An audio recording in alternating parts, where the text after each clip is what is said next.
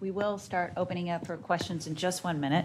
I did want to ask the panel a few questions to make sure that we distill a little bit of the policy component of a National Cancer Policy Forum out of our discussion. So I'm going to piggyback off of Lee Newcomer's statement about the need for new payment models to be able to fund complex decision-making. We've seen several examples of how complex decision-making is being supported for precision oncology or predictive analytics, and yet we don't really have any framework for reimbursing these models other than the computer-aided detection copay or additional fee on mammograms of $50, which I think Lee was probably alluding to. And I was hoping that each of the panel members might be able to speak a little bit about how they've been thinking about reimbursement or funding these efforts within their organization and what they think might be a policy change that we could see to help make these programs sustainable, since many of them have been funded internally or through philanthropic efforts. Well, we believe that, at least I believe that all advanced cancer patients are entitled to a fully informed treatment plan. And so we have the ability to molecularly profile patients' tumors and look for treatments and look for information that will guide their treatment plan formulation. And I think that every patient is entitled to that full set of information. I think that the cost of that kind of analysis is coming down to the point that we can afford to pay for that type of analysis in advanced cancer patients. And I think I'd love to see policies from payers that provide for coverage of this kind of testing universally, at least in late-stage patients. I think we're starting to see that in some payers, and I think that the cumulative evidence is sufficient that I would love to see universal policies that cover this kind of next-generation sequencing-based, broad molecular testing in advanced cancer patients. There's a lot of complexities in managing cancer patients in addition to the molecular piece. And I think supporting the reimbursement for understanding complexity is really going to be a key driver for the solutions to come faster. I know regionally we get asked a lot to help, not because there's not smart people in other places, but because they just don't have the time to dig in to the complexity. And so complexity is causing them to either not do it or to ask for help from their frenemies, where they're terrified that Moffitt will steal their patients, but they do need the help. So that sort of thing. Also from a device standpoint, I don't mean device as an implantable device, but as a solution, maybe I should better term. Having reimbursement for complexity stimulates solutions that can decrease complexity. So if you look at the differences over the last, I guess it'd be about 40 years now, in EKG machines and the readouts one can get from that, the need for a cardiologist is now focused on the highly complex, whereas most of the complexity is handled by the machine. And I could see the same type of thing happening if there's more incentive around trying to solve complexity. Industry, academia, others will come up with solutions. There will still be high complexity that needs that extra piece. But right now, a lot of the reason we don't have good solutions, and I'd be satisfied with good solutions, is that there isn't that extra piece to reimburse for that. If you're a company and you make a solution, good luck getting paid.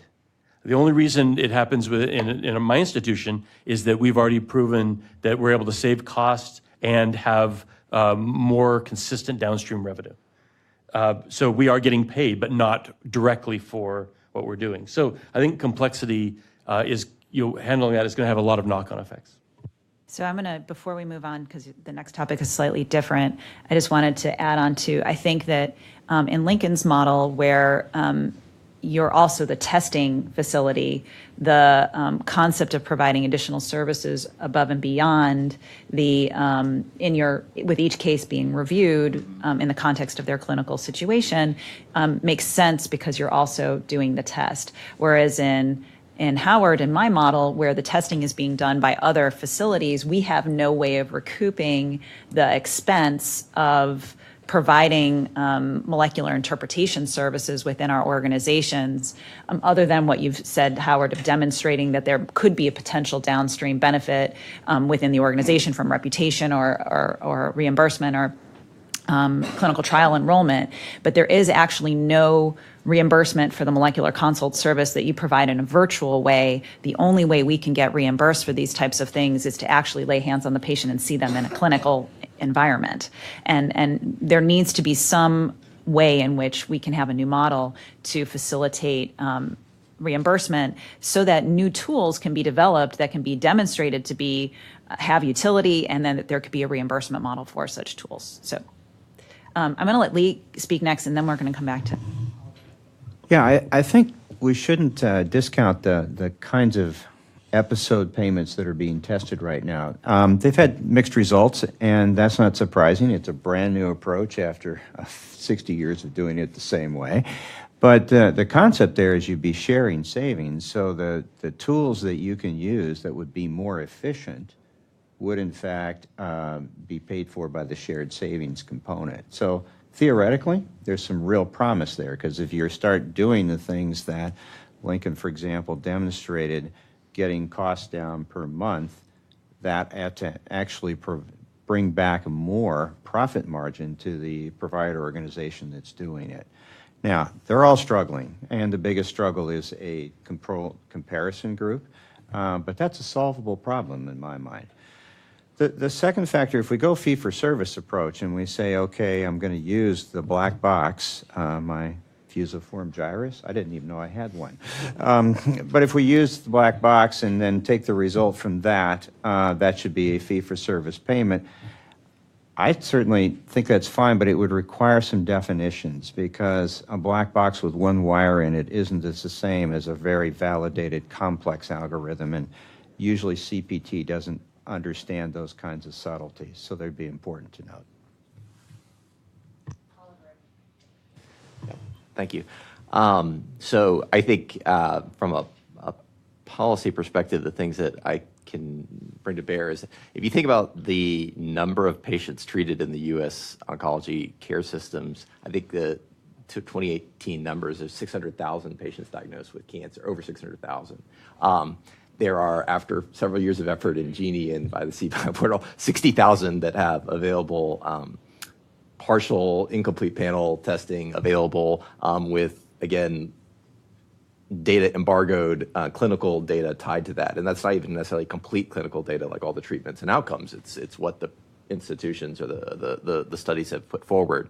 I don't think that from a CMS perspective is a high return on investment. So I think getting next-gen sequencing, which has some value, I think everyone has intimated, even if it's 10, 20% of finding cases where there's good level 1 or level 2 evidence, getting that disseminated widely, but coming up with mechanisms where that data becomes more of a data commons than you happen to go to one of the top 5 oncology cancer centers in the country.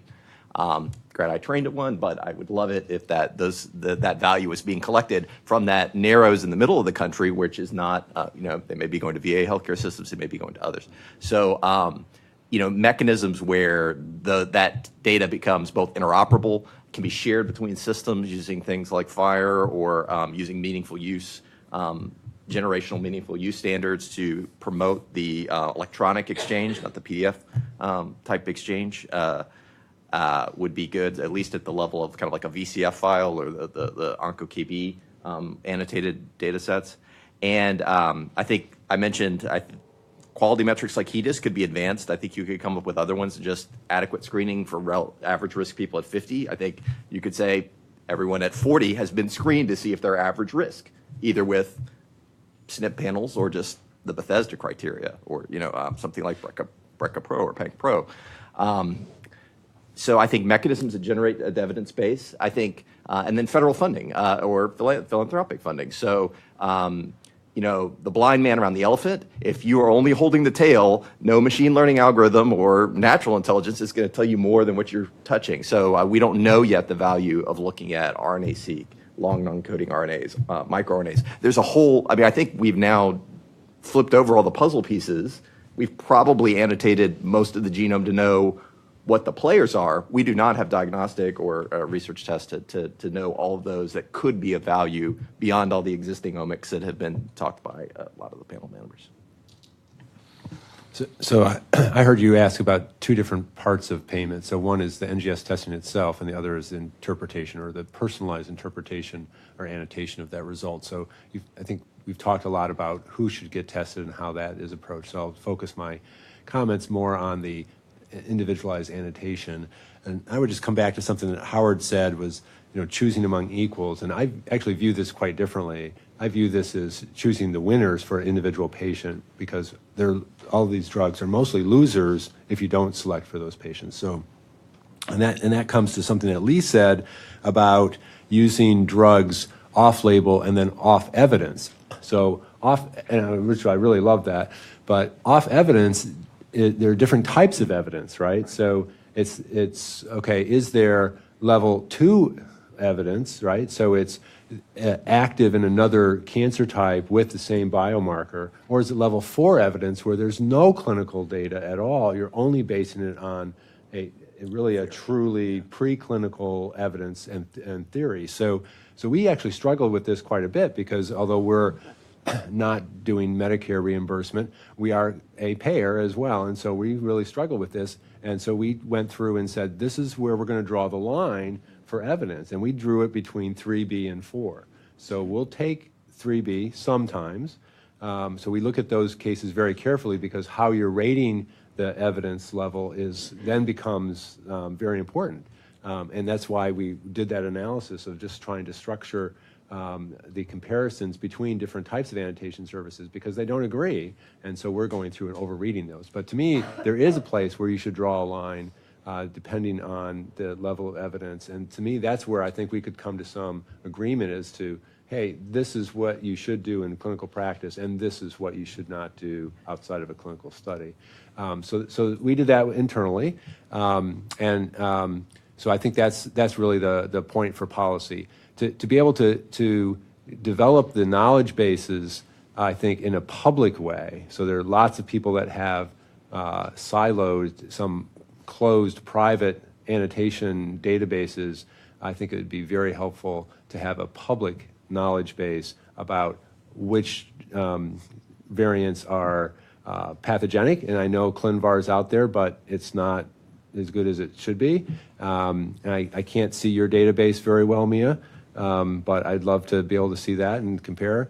But there is ClinGen, which has its own effort to move this along. So I think that type of public effort to help make the annotation more efficient, so you don't have to have a room full of PhDs to do these interpretations, would be very helpful. We have, I'll let you go in just one second, but we have thought, at least on our part for our knowledge base, to apply for FDA approval of the knowledge base, right? Make it available so that people can say, this is an FDA approved knowledge base. What does that even look like, right? I mean, to be the first to do that would be pretty fantastic, yet the hurdles are massive, right? And when we think about the hundreds of millions of dollars that Foundation Medicine paid just to be able to get their enough evidence to get their testing panel approved, what would it take for a knowledge base who has actually no revenue model at all to get that approved, right? So it's a really difficult problem. So I guess that's, if you want to commercialize it, you'd want to get it FDA approved. But to me, it's you're not using it as a medical device. You're using it as a smart librarian.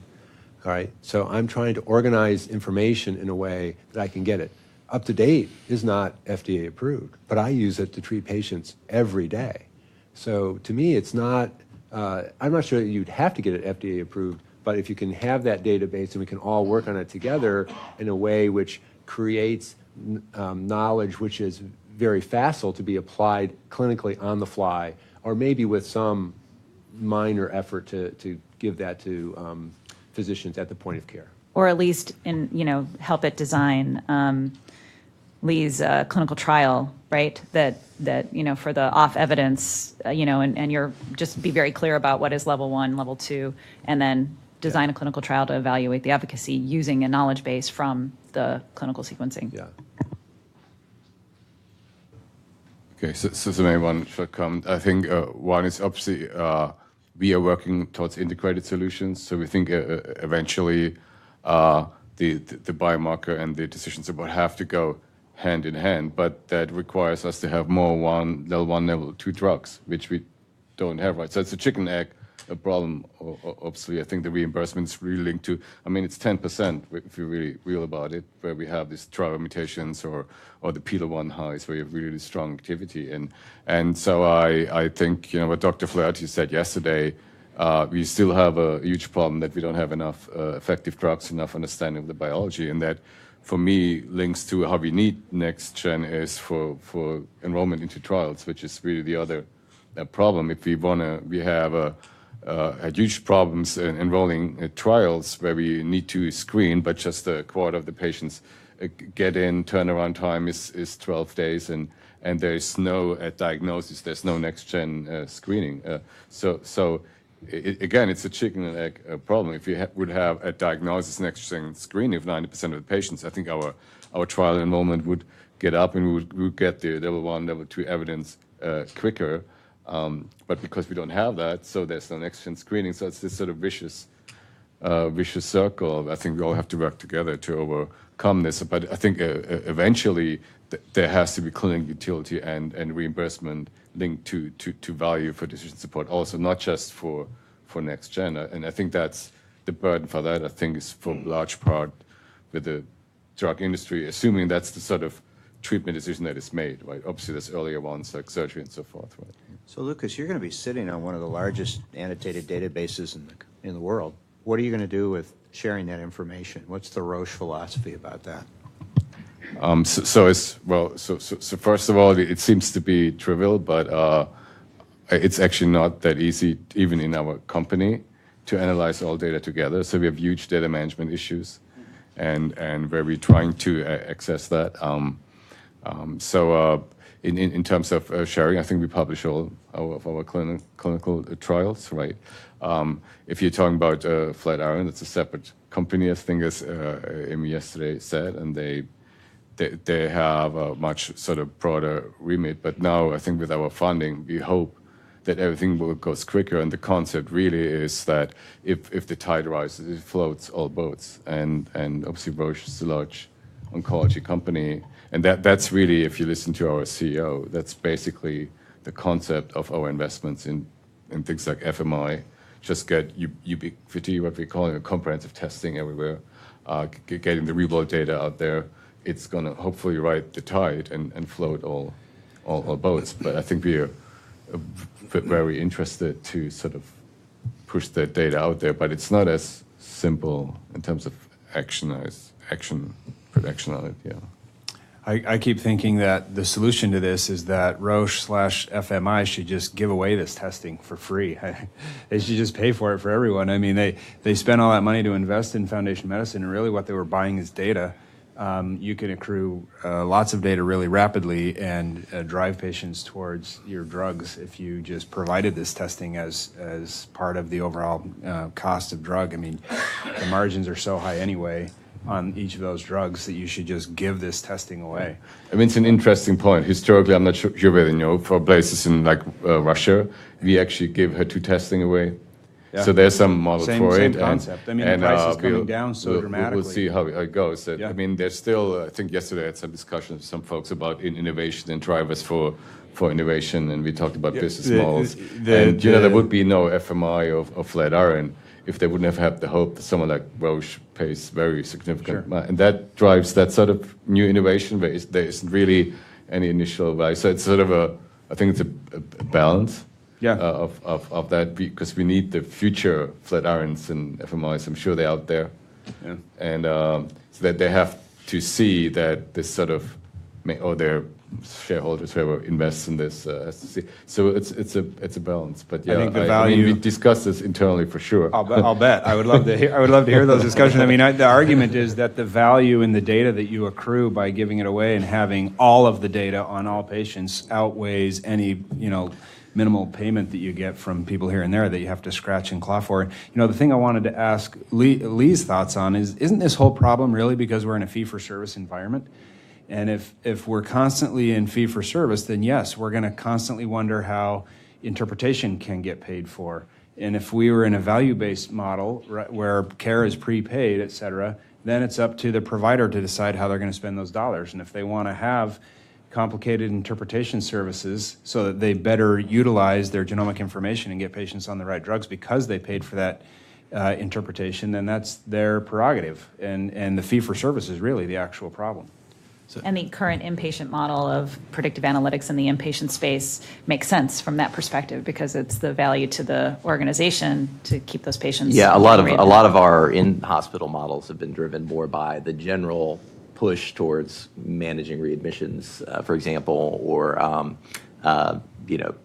public scorecarding on the sepsis, let's say the Surviving Sepsis campaign. So you're providing quality care to patients, but it's not reimbursed at all. I mean, we're doing that on every patient that comes through the ED, every patient that's on inpatient medicine. So we're not. I would love to get the one penny, like they said, for your analysis, but at that scale, if you're looking at the expensive problems, the overall cost of care should cover these, the at least ones that are based on routine clinical data that's being generated, claims data, laboratory data, administrative or easily collected sociodemographics that can be collected through web tools or plug-in interfaces to the EHRs. I would like to see, again, routine clinical medicine generating the evidence base to drive research. And so I applaud all the people that participate in all of us. I think that's a good study. UK Biobank has released some of their preliminary radiomics and sequencing data. So there are advances. But if you look at what it takes to get people to consent actively, as there were discussion yesterday, it's a barrier. If you say that this testing is being done as part of routine medicine and after a patient's death, some of that data is no longer PHI, at least at the level. Maybe you could get something like SEER data sets on every CMS or a sample that's of the scale of Genie, that's selected, randomized, anonymized, and at a level that protects genetic privacy that's just generated through routine clinical care that CMS is paying for already. I have to make sure that we allow just a few minutes for some questions. This has been a very active panel, and I appreciate everyone's comments. Hi, thank you all. I'm Elaine Shatner. I'm a physician and an advocate. I should mention I'm a journalist. So these were all fantastic presentations, and I think it's incredibly relevant clinically. I have two questions for Dr. Newcomer. The first is very quick, which is if you work for United Healthcare or if you're a consultant. That will inform my second question. I retired from United Healthcare in March. Gotcha, because you referred to it in your talk. And, yes. Okay. So, you were speaking about the slippery slope, Dr. Newcomer, about,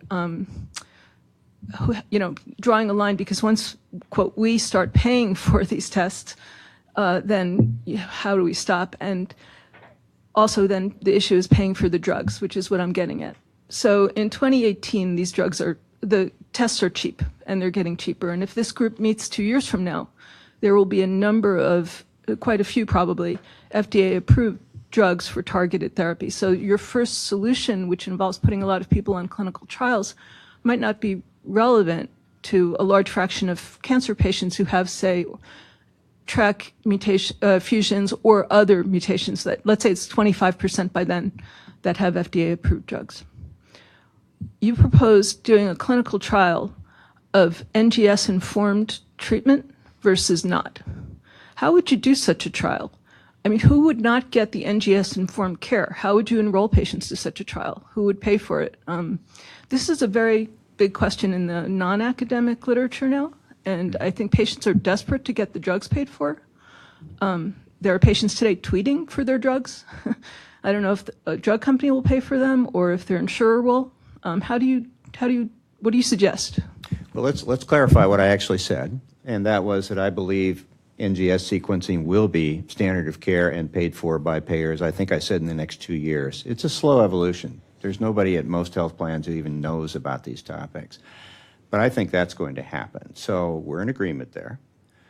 The slippery slope problem was, where do I draw the line about putting people on drugs at what evidence level? Now, you just heard the VA has level 3B evidence. I don't think there's a commercial carrier in the U.S. who would go that far. Most of them stop at NCCN level 2A. At United, I chose to go to level 2B. So there's going to be, in our pluralistic society, different levels of where that decision happens. The reason to do the clinical trial is to prove concept. And in the concept, this is the problem with the 15-minute talk, people who had mutations in the control arm that were druggable would get those. That's the comparison group. It's the people in the experimental arm who have potential targets based on theory, in other words, the off-evidence type of suggestions. They would be treated off-evidence, whereas the controls would not be. And let's see how they do. If those controls, or even if the off-evidence does better, then we don't have to worry about evidence levels anymore. The concept of sequencing and then moving forward would be valid. We just haven't done that trial. So everyone who has an FDA-approved match would get the drug?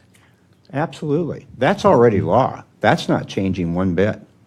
At the The Medicaid standard- level, it's being disputed, but in some states. But all right, that's Yeah, beyond the scope. let's clarify again. By law, an FDA-approved drug has to be covered for that indication. No matter how ineffective, no matter how expensive, it must be covered. Where the debate occurs is the off-label indication. There is some level of evidence that it may work, but it's not a labeled indication. And that's where you see variation in the U.S., varying levels of evidence there. Most people, though, if I were designing the trial in the control arm, most of the off-label indications would be there if there was good evidence, right? Okay. So can I just clarify one thing that you said, Lee? So I'm using different levels of evidence for interpreting the actionability of pathogenic variants. So it's not the NCCN levels of agreement, which is completely different. So yeah, so I just wanted to clarify that. And I also would say that, like Roche, VA has a lot of data, and we also struggle to analyze it. But we have, pretty well captured population, not completely captured, but that would be another place to maybe do a retrospective or a pseudo-experimental design study, because we're not doing NGS testing in every facility because they haven't gotten it yet. So I'll just take that opportunity to say perhaps there's another opportunity, a future work to create a standardized level of evidence framework, because we clearly aren't all talking about the same frameworks when we're having these conversations. They're subtly different from one another, but there's enough confusion that, there has never been a level of evidence framework that allowed preclinical data to enter into its model. And we are now at that moment where that is a reality for our decision making, and perhaps we need to invest in a new model framework. I totally agree with that. Yeah, Larry Schulman from Penn. Great talks. I think one of the things I'm struggling with, particularly in regard to Michael and Lee's comments, is that what the level of evidence is today is not going to be what it is tomorrow. That it's a rapidly evolving field as new information comes along. I did a case study at one point of the evolution of ROS1 and non-small cell lung cancer, and how fast that changed, or not so fast at some points, eventually ending up as a New England Journal publication and eventually as an FDA-approved therapy. So we're living in this world where you may make rules and define things, but they become different next week. And my question in part to Lee is, other than for alternative payment models, which I think hopefully we'll get to at some point, how do we deal with the evolution, the rapid changing, that slippery slope that you're talking about, in a way that doesn't leave tremendous administrative and financial burdens from the administrative point of view, both from the provider community and from the payer community as we spend hours wrestling on the phone about whether something is going to get paid for or not? Is there some solution to managing this changing landscape in a more rational way? They're all clunky. The fact of the matter is everything in medicine's dynamic. That's not anything new. So whether we were talking about laparoscopic cholecystectomies two decades ago or whether we're talking about Ross today. But it's speed now. It is speed, and everything's faster. Yeah. And I think that's where payers struggle. They have fairly limited resources in looking at technology and its changes, so they have to queue and prioritize. But they can change. They can adapt. Again, the mechanism I used, by the way, was the NCCM, which was incredibly slow to adapt. The big front page New England Journal articles got changed in the guidelines within 2 weeks, but some of the subtler things would take a year. And so everybody struggles with that problem. It doesn't matter what side of the fence you're on. I think the key thing, though, is that you have a mechanism, you have criteria that says here's where the bright line is when I've passed into coverage, and that you just review that evidence as quickly as you can. Yeah, I would just add that could be another potential policy statement, right, is that this data is ever-changing. It's like germline genetic changes, right? VUSs become identified as sometimes as pathogenic or not. So this is the advantage of having a data store like in Genie or any other academic medical center. The VA has this, right? We put all of our NGS results into a database so we can go back and ask the question when new information comes, who does that information impact? We do this as a matter of routine in terms of safety issues, but this is a different type of approach. So when the NTRAC, Loxo 101 came out and as an abstract, that this drug was highly active in NTRAC translocations, we went through our database and said, who's got them, right?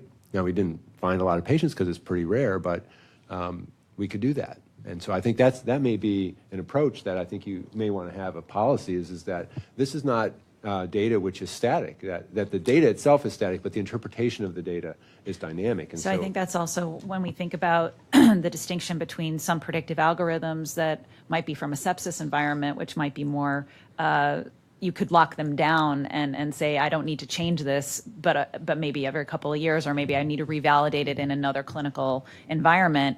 Because of the nature of the changing therapeutic landscape within oncology, we can't just go to the FDA with a black box and say, okay, now I'm going to lock it down forever, or I have to come back. And we need new and adaptive models that are going to allow us to bring decision support tools that are based on either data or knowledge that is ever changing, and practice patterns that are changing. And it's not an insignificant problem to overcome. I know we're over time.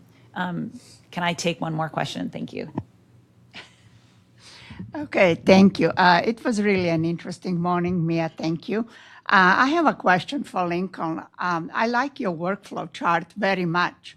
I was rather surprised there was no radiology on that chart. You don't use radiology for precision oncology? We do. That was an oversight. I'm going to correct my slide. Right away? Universal slide that will now cover every case. Right away, right now. Okay. Yeah, that's right. No, I'm glad you brought that up. And actually, as you were making your remarks yesterday, I was thinking about how much we do rely on our radiologists. And in fact, we're now embarking on this integrative genomics and radiomics approach to say, what are the radiographic features that correlate with certain genomic findings, and how can we use that to better treat patients? So, yeah, it's a great point. Yes. But it does highlight we're doing fewer scans because of liquid biopsies, because it's a better predictor of response than CT. But we're doing more with each scan, trying to identify the different habitats within there and use that as ways of trying to think through clinical trials and other approaches. So there is a change even within radiology of volume versus depth, and seeing a lot fewer scans, but a lot more data coming out of those scans. And that's challenging our reimbursement models. So precision oncology is not genomics. Precision oncology is whatever it takes to understand more about the patient. And so radiomics, whatever omics, same problems. How do we deal with complexity in a real time to improve things? So, Mia, just one comment.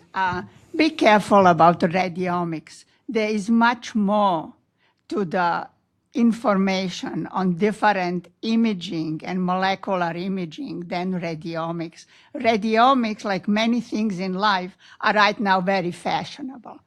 I'm guilty. I publish plenty in radiomics, so I can tell you, just cool it. There's much more that we have.